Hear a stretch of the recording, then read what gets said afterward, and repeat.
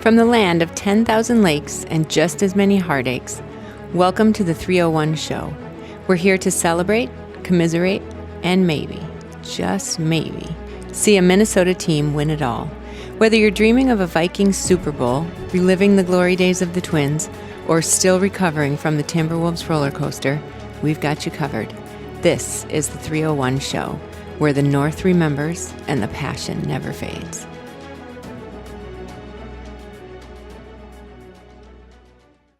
All right, yes, welcome in to the 301 Show, episode 29. Don't forget to like and subscribe to the channel. Really helps me out a lot to keep making these podcasts. But we've got a big week. The Lynx and the Timberwolves continue to dominate. The Lynx in the WNBA regular season, the Wolves in the Summer League. The Twins had a pretty good tail end of the first half before the All-Star game, and then the All-Star game did happen with the Home Run Derby. The Wild continue their off-season and not doing much, but we do have those surveys, the results of the 2024-25 awards for both the Wild and the Wolves, and then there is a rant I have for one of the teams here coming up this episode, so stick around for that and more. All right, welcome into the Nordic Report here again.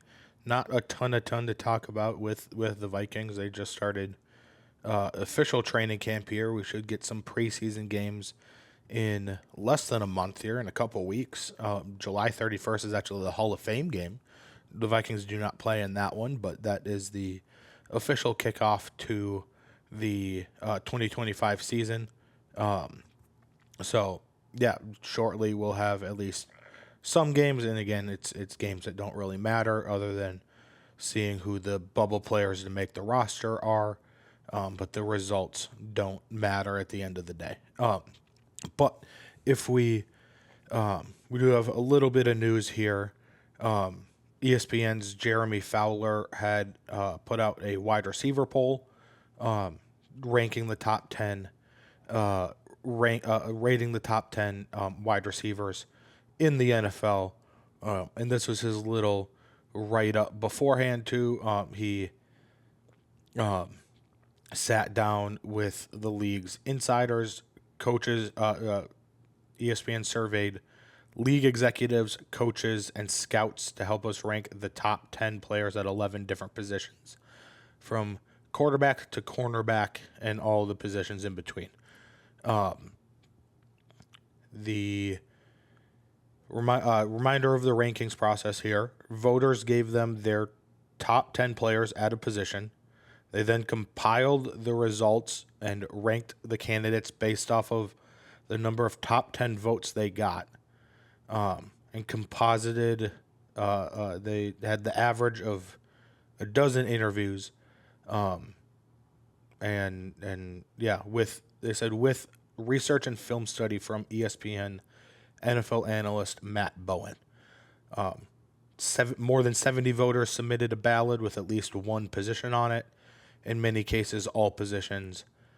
Additional voting and follow-up calls with those whose surveys helped us break any ties. So we can go over any other lists here with the rankings at the other positional group. But the big one was the wide receivers that I saw. And they had Jamar Chase ranked at number 1 and Justin Jefferson ranked at number 2. And again, I want to preface this by saying I am just a dude with a microphone. They are league executives. They do know better on this stuff than I do. But I can still give what I think. I can still give my takes. I can give my thoughts on the rankings. But I do want to say that again, these guys are league executives. If I knew football as well as they did, I would not be working by myself on a microphone here. But they did have Jamar Chase at number 1, and they had Justin Jefferson ranked number 2 of the wide receivers. Now, number 2 isn't a terrible ranking at all by any means. He is the second best. They say he is the second best receiver in the league right now. But if we're talking who was the top 10 wide receivers based on just this past year, then yeah, Jamar Chase had a better year last year than Justin Jefferson did. Jamar Chase had won the Triple Crown. He was the first receiver to win the Triple Crown since Cooper Kupp. I think it was 2021. It was the first year with Matt Stafford as the quarterback for the Rams. And if we're talking just based off of last year, absolutely Jamar Chase had a better season than Justin Jefferson. But the way they set this up was these are the top 10 wide receivers right now. And the way I look at that with the top 10 receiver, any position player right now, is that they should obviously take this past season into account the most. That should be the number, like the season that gets taken into account the most. And then, but they should take the last 4 years into account too. Like they should take or 3 years. How it should be more than just this past season if we're talking about the best at a position right now. That is why Patrick Mahomes is still, in my opinion, the best quarterback in the league, because he did have a down year this past year, but we can't ignore how good he played in years previous. But if we do that too, we still have to rank this past season the heaviest, because if you go back 4 years, 5 years, Aaron Rodgers has 2 MVPs in there. But I don't think anyone would say he's, a top 5 quarterback in the league right now, top 10 quarterback even. So you do have to rank this past season the heaviest, but also balance that out with the years previous too. And if you look at their careers, Justin Jefferson and Jamar Chase. Jamar Chase has 62 games played. He has 395 receptions. He's got 5,425 receiving yards and 46 touchdowns. In 77 games in his career, Justin Jefferson has 100 more receptions at 495.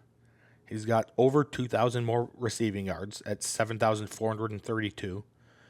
And he's got 6 less touchdowns at 40. Now, if you go receptions per game, because Jefferson has played 15 more games than Jamar Chase has. So if you go all of those per game, Jamar Chase has 6.37 receptions per game.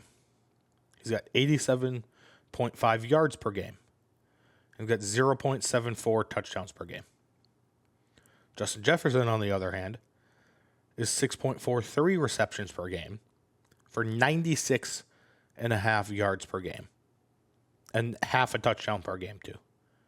Now, the touchdowns don't mean as much to me as the other two combined, and it's because they're how many other weapons do the Vikings have versus the Bengals? Yes, they've got T. Higgins. I think you can make the argument that T. Higgins is a better wide receiver too than Jordan Addison is. I honestly think you can make that argument. But Justin Jefferson also has a better running game. He's got T.J. Hawkinson taking targets away from him. He's got other things taking targets away from him, but he's still putting up better numbers than Jamar Chase is. And don't get me wrong, in my opinion, these two guys are the top 2 receivers in the league right now. Like, this is very, very ticky-tacky between 1 and 2. But I just think that Justin Jefferson deserves to be number 1, because in the last, since after his rookie year, we have said, who was the best receiver in the game, Cooper Kupp or Justin Jefferson? And then it was, who's the best receiver in the game, Tyreek Hill or Justin Jefferson? And who's the best receiver in the game? CeeDee Lamb or Justin Jefferson? Who's the best receiver in the game? Jamar Chase or Justin Jefferson? Justin Jefferson has been a part of all of these conversations, year in and year out. And I think he deserves to be number one because of that. So, that is my surprise rant for today. Maybe we'll have more rants later on. This is the first segment I'm filming on this. So, but Jamar, personally, Justin Jefferson, I think deserves to be in that number one wide receiver spot amongst all NFL wide receivers. Let's move on to predictions. The streak continues. None coming off the board today for the Nordic Report. That total percentage stays at 36%. And yeah, the streak will continue at least one more week here, as we've got 3 coming on the board, and they are more season-long predictions. I said that J.J. McCarthy this season will finish top 2 in pass yards from quarterbacks in his draft class. So I think Jaden Daniels could very well get that number 1 spot, but I think J.J. McCarthy is set up in the best opportunity. I think it's either going to be him off the record, him or Jaden Daniels as the top 2 guys. But if he finishes in the top 2 with anyone else, this one is correct. Justin Jefferson will finish with more receiving yards than Jamar Chase this upcoming year. That, again, hinges on Jefferson being healthy or them missing, the same amount of games. And then in the inaugural Offensive Lineman Award season, one of the Vikings offensive linemen will be a nominee for the award. They might not win it, and if they do win it, this still counts because they were at least a nominee. So the Vikings offensive lineman will be a nominee for the inaugural Offensive Lineman Award. All right, moving on to Target Field Talkers here. The Twins finished the first half of the season with a 47-49 record. They are second in the AL Central. They are 6th in the wild card, so they got to jump 2 or 3 teams to get up to a playoff spot in the wild card race. I think, again, that is more likely to do than defeating or overcoming I think they're 12 or 13 games back in the Central. That the wild card race seems a lot more doable than the AL Central race at this point. The Tigers are just playing so well. They're the number 1 record in the MLB.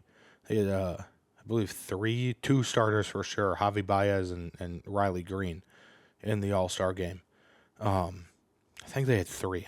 I can't remember where else they had a starter. Tariq Skubal was starting on the mound for the AL. As for hitting rankings, they are 22nd in batting average at 240. On-base percentage is tied for 21st at 309. Slugging percentage is tied for 16th, so right in the middle of the pack at 397. On-base plus slugging is 19th at 706. Runs scored is 402 at 20th. Home runs is 112. That is tied for 11th. Walks, they are 27th in walks, so they got to have somewhat of a better eye here at the plate with the walks. They have 273 free passes to first base. Strikeouts, they are 14th at 792, which, again, right towards the middle of the pack. That is 14th fewest in the MLB. Stolen bases, they are tied for 25th at 48. Again, this team just see the last couple weeks here of episodes where they just don't run that well. So they've got a couple guys that can, but the team as a whole just doesn't run super, super well. As for the pitching and fielding rankings, team ERA is down this week to 4.07, which is 19th. The WHIP is tied for 12th at 1.25, which is about the same as it was last week. Strikeouts are 811 at 14th. Walks, number 1, 249, the least amount of walks in the MLB. That is, again, The one thing the pitching side seems to be doing very well this year is limiting the free passes for opposing hitters. And yeah, they're doing really well on that. Obviously, they are ranked number 1 in the MLB. As for the fielding on errors, they are tied for 13th with 46th. Fielding percentage is right in the middle of the pack, tied for 15th. That is 986. They have worked that fielding percentage back from the dead at this point, as they were like way near the bottom of the pack towards the beginning of the season. As for this past week, they had a 3-game series against the Pittsburgh Pirates. They won game 1 of that series 2-1. That was the Skeens versus Ryan matchup. There were 40,000 people in attendance. That was the highest attended game of the season at Target Field, at least. So people want to see a pitching matchup. Now, it ended up being a little bit of a dud because they both got pulled relatively early, but it was still a fantastic game. The Twins won 2-1. That came off of I believe a Trevor Larnach 2-run homer was the only 2 runs scored. That was right after the Pirates had taken the lead 1-0 too. So they win that one 2-1. The next day on Saturday, it was Byron Buxton bobblehead night, and Byron Buxton hit for the cycle. They win 12-4. Buxton, after 3 innings, had a single, a triple, and then a double. So he had 3 of the 4 hits necessary for the cycle after the 3rd inning. And then he came up in the 5th where he got another single.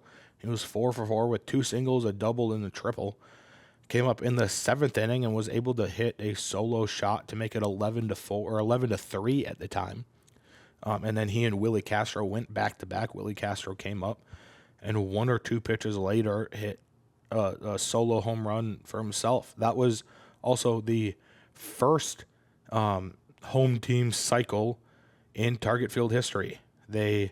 I did see somewhere that the last cycle done by a Twin in Minnesota was Michael Kadire in 2009. And the one before that was Jason Kubel 1 month earlier. So they had 2 in a row, and now it has been, a decade and a half since that's happened by a Twin in Minnesota. So very nice to see Buxton continuing to go off at the plate here and finish up the first half of the season on a high note. They do lose game 3 of the series, but they took 2 of 3 against the Pirates. The Pirates are awful this year. Outside of Skeens and maybe Brian Reynolds, they are just an awful team. The Target Field does those things where they put stats up on, or like fun facts up on the Jumbotron for the both home and opposing players, and opposing players are just either insane stats or they're funny ones. But Andrew McCutchen was plays for the Pirates, so he was up there on the Jumbotron. And his stat was more insane than the Joe Mauer only striking out once in high school. It was even more insane than that. Andrew McCutchen's senior year of high school, I forget where he grew up and where he played high school, but his senior year of high school, his batting average, not his on-base percentage or his slugging percentage or his OPS, his batting average, which again of those 4 slash line stats should be the lowest because it's the hardest to get hits. His batting average was a 709 his senior year of high school across an entire season. That is insane. That's absolutely insane. No wonder he made it to the MLB and carved out a very nice career for himself. Well over 10 years, and he is, I don't want to say wasted away in Pittsburgh, but that's almost what he was. They wasted a bunch of talent there in Pittsburgh. It's a shame that they couldn't put together more runs in a better team. But yeah, Andrew McCutcheon, I just thought I'd share that with you as something I saw. I was at that Buxton cycle game this weekend, and I thought I'd share that one with everyone. So moving on to the All-Star game here, the NL ended up winning in a swing off in the All-Star game. The swing off home run derby replaced extra innings in the All-Star game, and as more of something fun to do instead of it going 17 innings, 15. I think it went 15 innings back in 2008. But yeah, the NL ended up winning. That was only the second time in the past, I think they said 14 years, that the NL has won it. So again, congrats to the NL for finally getting on the board here. As for the two Twins All-Stars, Joe Ryan pitched an inning. He did pitch a 1-2-3 inning, and he had 2 strikeouts. As for Buxton, he went 1 for 2, did score a run in the 9th inning that helped the AL tie it up. The AL was down 6-0, and they were able to tie it back up 6-6. So again, if you didn't watch it, you missed actually a pretty good game there. As for the look ahead here at the next week, they have a 3-game series in Colorado and then a 3-game series in LA against the Dodgers. And again, Colorado, they should be winning at least 2 out of 3, if not sweeping the Rockies. They're like, I don't think the Twins are a great team, but every team is better than the Rockies at this point in the year. So they should be winning that series, 2 out of the 3 games in that series. But then again, I said that about the Miami series a few weeks back, and they lost that one. So they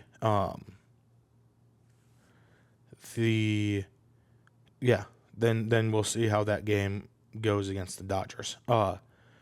But the couple of quotes here from the 2 All-Stars at the All-Star weekend. They are, excuse me, sorry, I'm getting this. Gotta get something here figured out. Okay, sorry, I was looking at something else here. But 2 quotes from the All-Stars, Byron Buxton and Joe Ryan. Both of them said kind of opposite things. So Buxton was asked about these 2 guys are the 2 brought up the most in trade talks. So Buxton was asked about that at the All-Star game. He said this was a direct quote from Buxton. He said, "I got a no trade clause. I'm a Minnesota Twin for the rest of my life. That's the best feeling in the world, knowing when I walk into the clubhouse every day, it's going to say Twins. I love Minnesota. That's my home. I don't want to play anywhere else. The team, the people, the city. They made me who I am and made me part of it here. So, yeah, doesn't sound like Buxton is going to be willing to move his no trade clause or get rid of his no trade clause to go anywhere. So you can throw that out of that option out of the window because he would need to approve a trade to begin with. And on the other side, Joe Ryan said, again, basically the exact opposite. He said, the trade stuff, it's fun for me. July is awesome. I think everybody in the clubhouse gets excited. Seeing where guys are going to go around the league. You don't know, and I think that's exciting. Being someone that could get traded, it would be exciting. I mean, I do love Minnesota, and I love where I'm at, so it would be sad. Definitely hard to go. At the end of the day, it's never up to me. So that, again, basically sounds like he wants to be traded, but doesn't want to, piss off his teammates and his current team. And halfway through that quote, it sounded like he realized that. The first half of that quote sounds like it's his true feelings. It sounds like he doesn't actually want to be here in Minnesota anymore. And I do think, Joe Ryan, you would get the most value from a Joe Ryan at this point, and you would get an absolute haul. So I think that he is a serious name to look at for the trade deadline move. So yeah, those are two completely different mentalities. It seems like Joe Ryan kind of wants out, but it isn't going to request a trade. And then Buxton is the exact opposite, and he wants to stay and has the power to stay because he has that no trade clause. So moving on to predictions here, we had a bunch come off the board. One of these was marked incorrectly here on the screen. I did mark it correct in the on the spreadsheet I have, and know that the total percentage down at the bottom is correct, but the other two numbers might not be. So I said that the first two Ishbias will own the Twins. They seem to have a minority stake in the White Sox. So again, we'll revisit that if that does come true. But for now, we're marking that as wrong. I said 3 Twins will play in the All-Star game. It was 2. This is the one, Twins lose both series before the 4th. I marked that as wrong. I don't know why, but that was correct. And if I'm looking at the spreadsheet here, it is 11 correct out of 42 predictions for 26% correct. So the total predictions and the total percentage are correct down there at the bottom. I just forgot to update the total correct, and then I marked that one with an X instead of a check mark. So for the people just listening, again, it makes no difference for you, but the people that are watching, just know that is the case. And I said Kalen Culpepper will get a hit in the Futures game. That was incorrect. He went 0 for 1. I said Byron Buxton homers in the All-Star game. That was incorrect. Joe Ryan does pitch in the All-Star game. That was correct. Paul Skeens pitches 7+ inning versus the Twins. That was incorrect. He got pulled after 5. Twins win the Skeens versus Ryan matchup. That one was correct. So that brings it up to 11 correct predictions. And again, Buxton, I'll mention it here because I forgot to mention it earlier. Buxton did participate in the home run derby. And he made it out of the first round. That was the round where it was everybody going up against each other. And he was one of the top 4, had one of the top 4 most home runs in that round. So he was able to make it out. But then he ended up losing in the second round. And I obviously can't imagine how tired those guys. Big Dumper, Cal Raleigh, greatest nickname in baseball right now is the Big Dumper.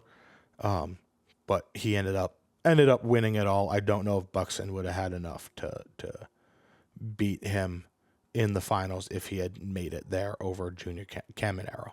So congrats to Buxton for making it out of the first round anyways. But yeah, we'll go to the 3 predictions coming on the board. The Twins drop at least 2 out of 3 versus the Dodgers or Red Sox, and they will get swept by the other. So of those, they've got 6 games coming up here against the Dodgers, obviously next week in LA, and then the Red Sox at home the following week. Between those 6 games, they will lose. I'm basically saying they will lose at least 5 of those 6 games against those two. Of the players on the 26-man roster right now, Joe Ryan will be the only one traded, or there are none traded this year at the deadline. So I'm not saying future ones, but Joe Ryan will be the only MLB player traded at this year's deadline, if there are any at all. And then Buxton will hit 35+ home runs this year. I think he's at 21 right now, so he would need 14 in the second half of this season. All right, moving on now to the Wolves Den. Got a couple of storylines here, as well as the awards for the 2024-25 NBA season. But let's start with the Lynx, who are, again, just absolutely killing it on the court here for the WNBA. They are 20-4 on the season. They are first in the conference, first in the entire WNBA, and a couple games clear of second place. As for the points for per game, they are 84.9 points for per game, which is second in the WNBA. The field goal percentage, they are number one at 45.9%. 3-point field goal percentage, they are 34.7%. That is tied for second. Free throw percentage, they are tied for third at 80.5%. Rebounds per game, they're 33.7, which is ninth. Blocks per game, they are number one at 5.3. And again, I've been harping on this the entire time. I've been covering the Lynx. Turnover differential per game, they are minus 2.2, which is 11th in the WNBA. But I will say, if there's any silver lining here, they are turning the ball over too much, but they are still 20-4. So fantastic. Obviously not the turnover differential, but if they clean that up, these guys, they're going to go on an absolute terror, even more than they already have been. So they again, if they can just, that is the one thing they need to clean up in all of these stats. So, as for the points against per game, they're number one at 75.3 points against per game. Field goals percent against is third at 41.5%. 3-point field goal percentage against is second. That is 30.1%. Rebounds against per game is eighth. That's 34.7. Blocks against per game is 2.5, which is first in the WNBA. They went 2-1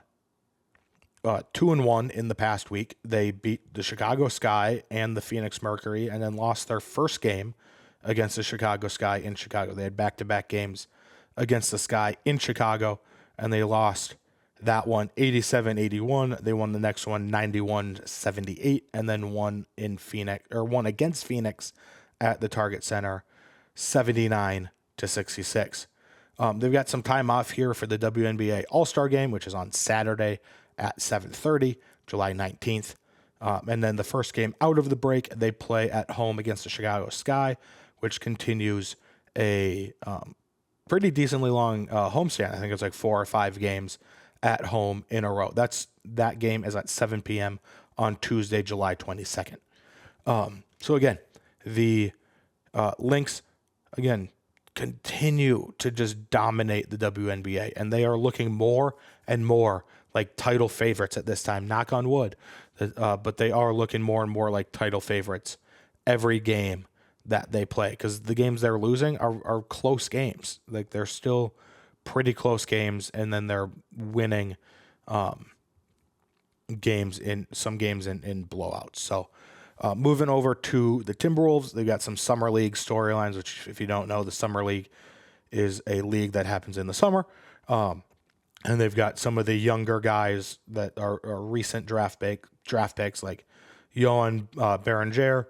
Their center is absolutely dominating on the defensive side. He looks like Rudy Gobert 2.0, Project Rudy Gobert 2.0. And TJ Shannon Jr. is playing absolutely amazing, which that is Terrence Shannon Jr., but he wants to go by TJ.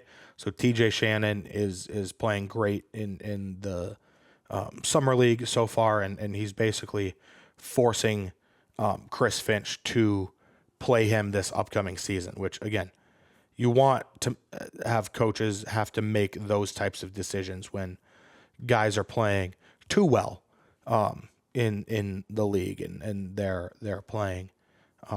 Those are the tough decisions that coaches want too. They don't want to have a tough decision between two guys because both guys are playing poorly. They want to have a tough decision because both guys are playing well. But They are 4-0. The team as a whole is 4-0.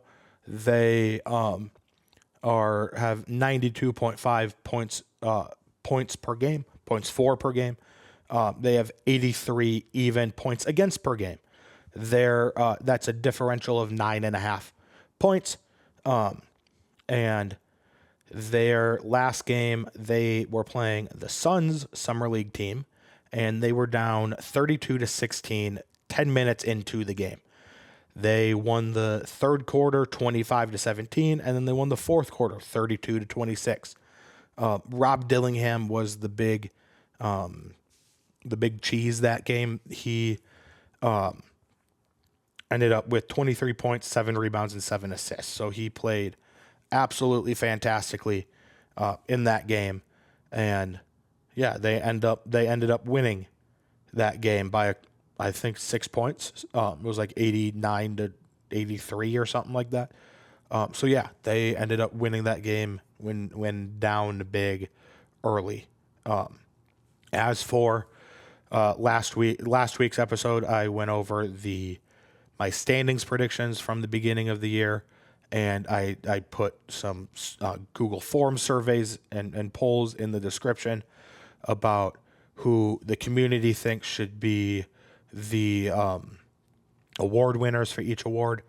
And I'm just using the same awards that the NBA has and just applying them to only the Timberwolves. So that's basically how I did that. So first one, we will start at the bottom here. We'll work our way to the MVP award for the Timberwolves. The Teammate of the Year award, I had predicted, and I'll go over my predictions from the beginning of the year too. So this one, again, I made this, I recorded this episode, and then the next day the big trade went down. So this one I said Teammate of the Year award, I said was going to be Cat. Again, did not know he was not going to be on the team this year. So I'm giving myself a little bit of grace. Still got it wrong, but giving myself a little bit of grace on that one. The poll, by 80% of the poll, said that Ant is going to won the Teammate of the Year award. As for the NBA Sportsmanship Award, I predicted that it was going to be Rudy Gobert. The poll said it was Naz Reid and Mike Conley, both tied at 40%. Clutch Player of the Year, I predicted Ant. Ant got 60% of the vote and won it. The Hustle Award, I predicted Mike Conley, and Mike Conley won 40% of the vote and ended up winning the Hustle Award. Most Improved Player, I predicted Nickeil Alexander-Walker, and there was a tie here for the win. It was Nickeil Alexander-Walker at 40% and Dante DiVincenzo at 40%. As for Defensive Player of the Year, I went off the board with this one, the clear choice. I think going into the season, because he had just won the NBA Defensive Player of the Year award, was Rudy Gobert, and the Defensive Player of the Year award this year goes to Jaden McDaniels. That's who I predicted, and that is who won it with 80% of the vote. As for Rookie of the Year, I predicted Rob Dillingham, and Rob Dillingham won it 60%. I do think TJ Shannon, that one was only TJ Shannon and Rob Dillingham were really the only two options on that one. But Rob Dillingham did get 60% of the vote. Sixth Man of the Year. So there's only one sixth man on the Timberwolves. So I called it the Sixth Man of the Year, but it was really the Bench Player of the Year. I predicted Naz Reid, and Naz Reid got 80% of the vote. So Naz Reid does win Sixth Man of the Year. As for the MVP award, I had predicted that Anthony Edwards would win MVP, and this one was the biggest blowout, getting 100% of the vote. Anthony Edwards. Very clearly he was the MVP of this team this year. So that was probably the easiest one to predict on the year. As for actual predictions here, I got one wrong. Only one came off the board. I said that the Lynx will beat the Sky in Chicago both games. They did not. They lost the first one, so this was wrong immediately. But that brings my total down to 26% correct, 16 of 61.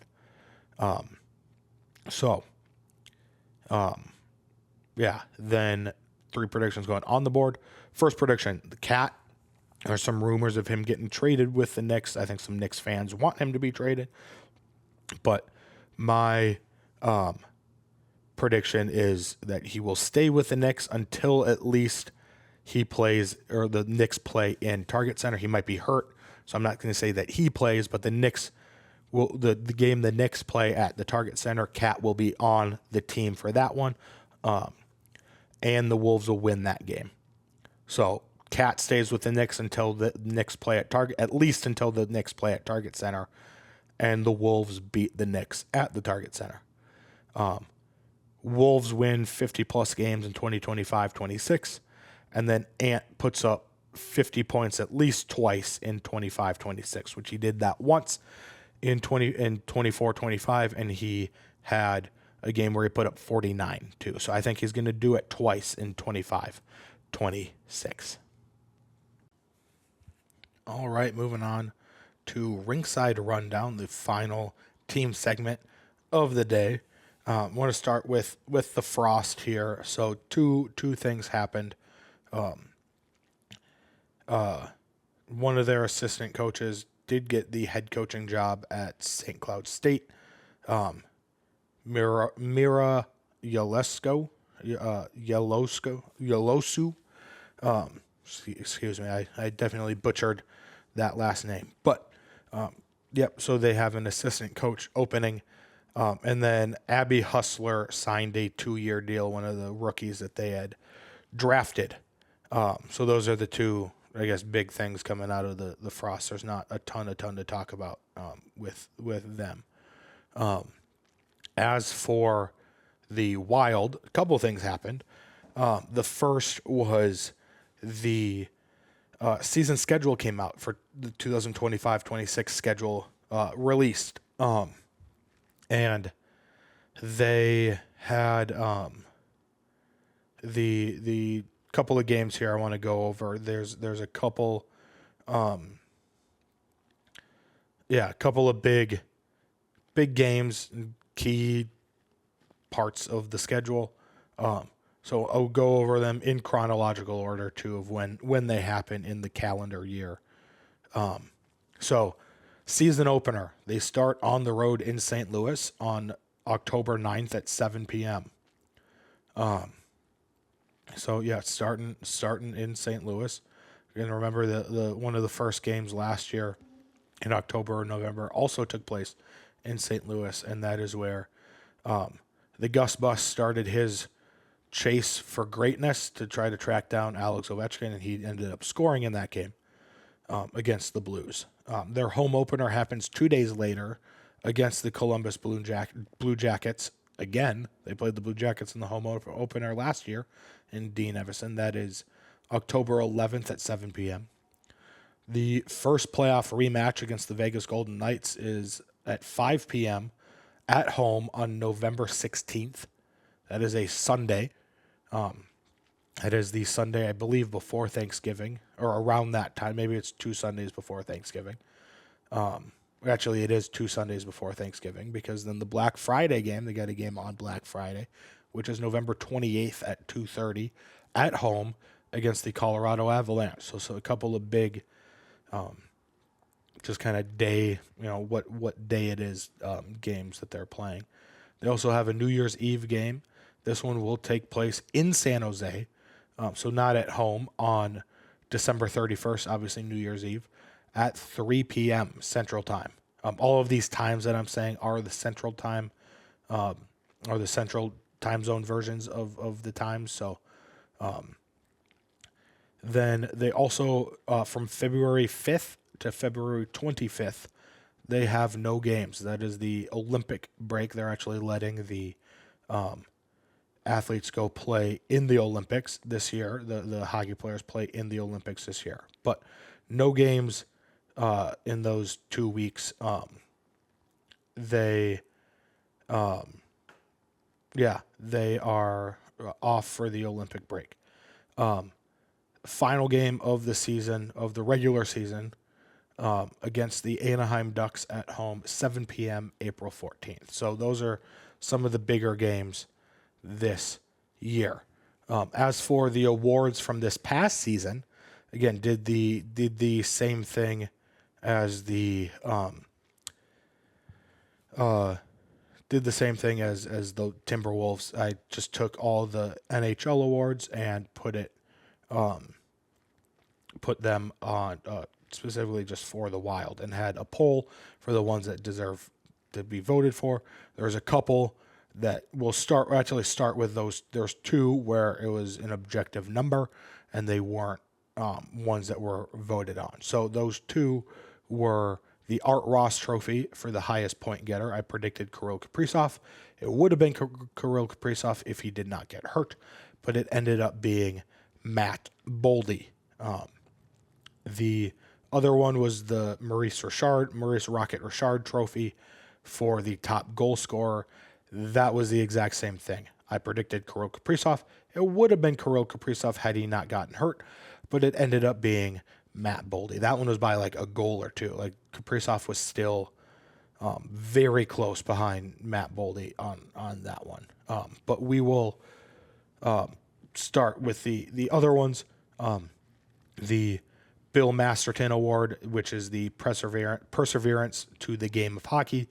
At the beginning of the year, I predicted Jared Spurgeon, and with 77.8% of the vote, Marc-Andre Fleury won that one. The Lady Bing Memorial Trophy for the Sportsmanship Award, I predicted Jonas Brodin would win that one, and with 66.7% of the vote, Marcus Johansson won it. I predicted Jonas Brodin. Marcus Johansson won with 2/3 of the vote. The Frank J. Selke Trophy for the best defensive forward, I predicted Joel Eriksson-Ek. This one was pretty close. It was a two-horse race between Joel Eriksson-Ek and Marcus Foligno. Joel Eriksson-Ek won with 55.6%. As for the James Norris Memorial Trophy for the top defenseman, again, this one was also pretty easy.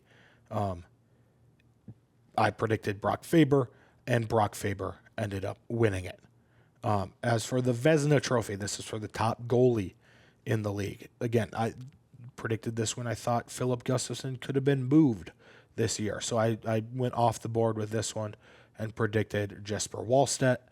I think if Philip Gustafson had been moved, Jesper Wallstedt would have gotten a lot of starts, and he very well could have won this one. But very clearly, I agree with the poll here. It was 77.8%. Philip Gustafson deserves to win this award.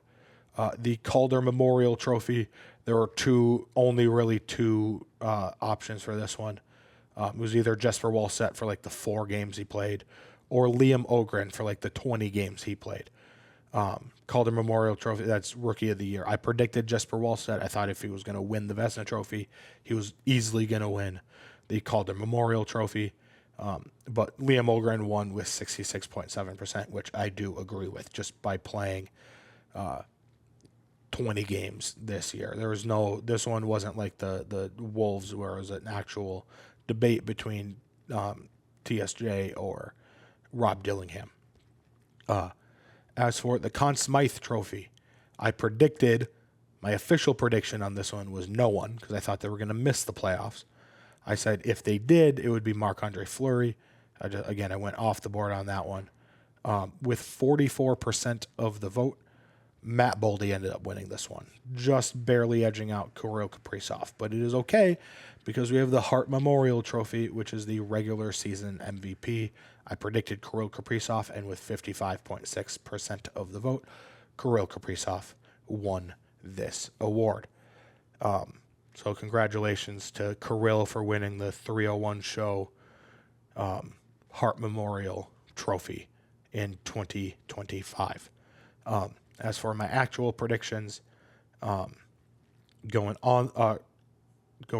start with the ones going on the board here. I had queued up reverse, but 3 going on the board here. Well, I'll just tell you here. We had no predictions coming off the board. It's still sitting at 30%. But as for the ones coming on the board here, Brock Faber within the next 3 years, so the 26 awards, the 27 awards, or the 28 awards, Brock Faber will be a Norris Trophy nominee for the NHL's top defenseman in the next 3 years. He could win it, but he will for sure at least be a nominee for that award. Then the Frost will have a season stat leader in at least one of these next 5 categories, that being goals, assists, points, save percentage, or goals against average. And then Kirill Kaprizov will play 80-plus regular season games in 2025-26. All right, on to the final segment here today, the Power Rankings segment. And we've got a good one here today. This was suggested in the comments by Timmy Neutron. I do want to give him a shout out. And again, if you guys want to request a Power Rankings topic, be more than willing. I'm more than willing to rank them. Leave them down below in the comment section. But he suggested that we do the top 10 venues, sporting venues here in Minnesota, and they can be professional, college, or high school level. So any venue here in Minnesota. I do have one honorable mention just by the sheer size of it. I do think it should get mentioned, but I don't think it should be in the top 10. But that is the Schwann's Super Rink or the Blaine Super Sports Complex in Blaine, where they've got 10 rinks, they've got 10 soccer fields. It seems like they've got 10 basketball courts. And so that is my honorable mention for this list. So going on, first one on the list here, number 10, Mariucci Arena. I think it's technically 3M Arena at Mariucci or something like that, but Mariucci is number 10 on my list. The Gophers men's hockey arena looks like, again, like a mini NHL arena, just without the upper level. And speaking of which, another mini NHL arena without an upper level, I personally just like this one a little bit better. We're going to Amsoil Arena in Duluth. Both of those rinks are great. It's kind of a coin flip between the how nice each of them are. I just personally am putting Amsoil Arena above Mariucci. As for number 8, again, this one might seem low. This one is probably the one that's going to get the most blowback, most controversy on this list. Number 8, I have the Target Center. I just think it needs to be completely renovated, or they need a new stadium altogether. It's just getting too old at this point. So I think the whatever arena, stadium, court that the Lynx / Timberwolves are playing on, their next one, whenever they build a new stadium, I think that could very well be in a top 3 to 5 on this list. But right now, I have it at number 8.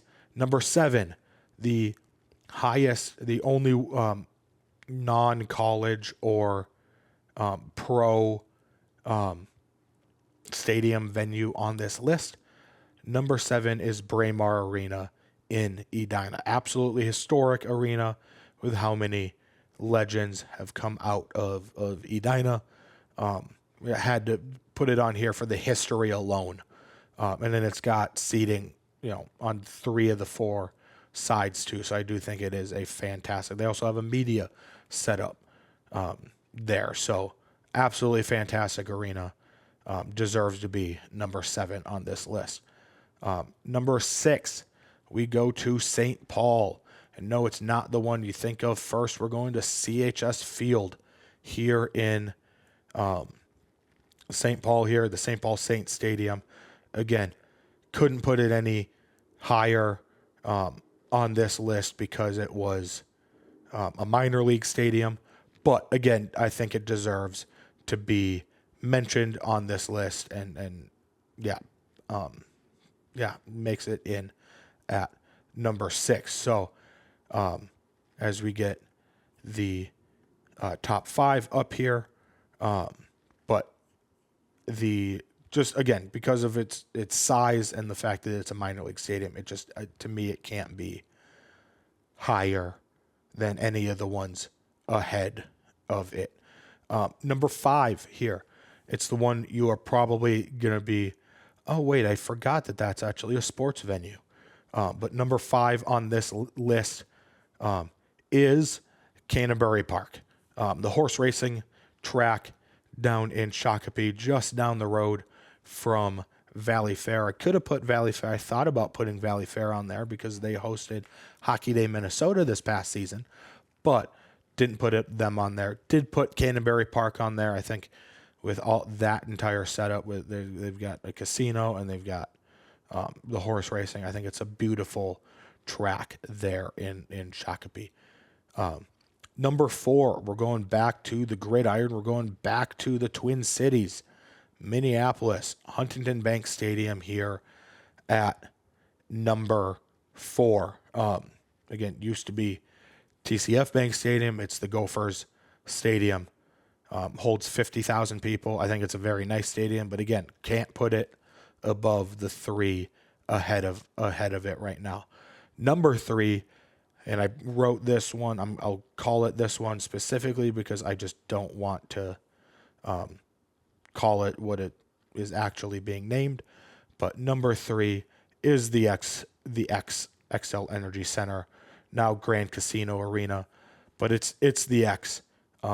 It does need to be, I think, just updated just a little bit, but I love the log cabin feel of it. Love the glass wall on the one side with the big XL Energy Center sign.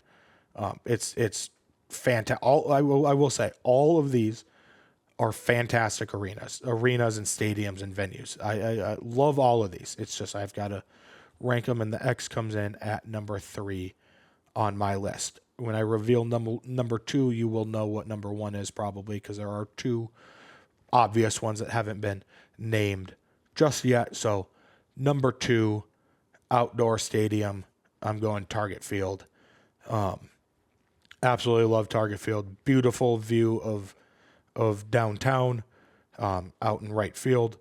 I think this very well could have maybe competed for the number 1 spot a little bit more if that apartment building didn't get put in left field. I think that ruined the view a little bit, but it is still a absolutely beautiful stadium. And number 1 should be obvious. There's only one massive stadium here that hasn't been mentioned. It's the Orpheum. No, I'm just kidding. It's US Bank Stadium. Could argue that it's the number 1 stadium in the NFL too. I think to me, it's either US Bank Stadium, Mercedes-Benz Stadium in Atlanta with the Falcons, or SoFi Stadium in LA with the Rams or the Chargers. So those are my rankings. US Bank Stadium, Target Field, the X, Huntington Bank Stadium, Canterbury Park are the top 10. All right. Again, thank you for watching episode 29 of the 301 show. Please like and subscribe. Like the video, subscribe to the channel. It really helps me out. Comment down below too. That helps a lot as well. And let me know where you agree or disagree with me on anything I said today. And if you like the surveys like that, the polls for some of these awards, maybe we'll get some going for the second half of the season for the Twins or the Lynx, or if you like that, again, let me know. But again, thank you for tuning into this one, episode 29. Episode 30 should be coming out next week. We'll see you then. Peace.